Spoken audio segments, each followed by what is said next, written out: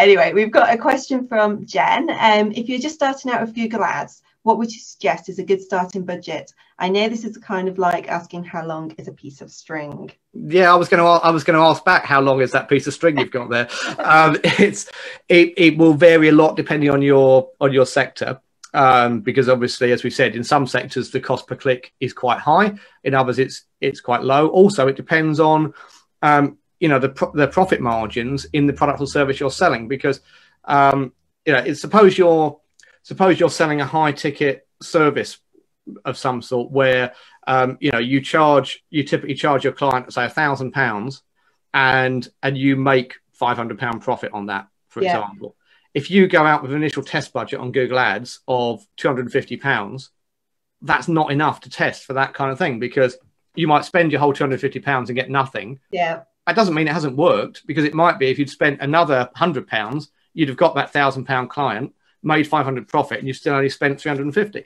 So it will vary depending on that. I mean, if I'm asked for a sort of ballpark, I say don't start with less than £500 a month.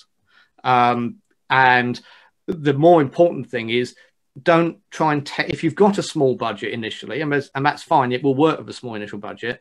Don't try and advertise on too many different terms all at once.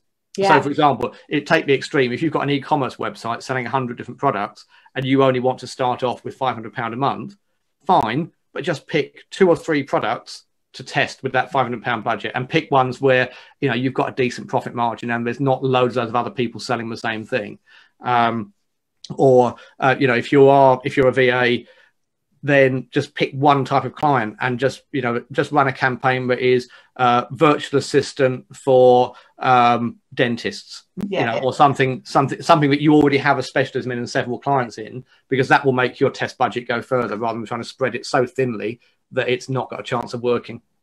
And would you say there's like a minimum with like the test period of time you should try it for, like say a minimum of 3 months, to see kind of what works, what doesn't work, before you kind of start to refine it?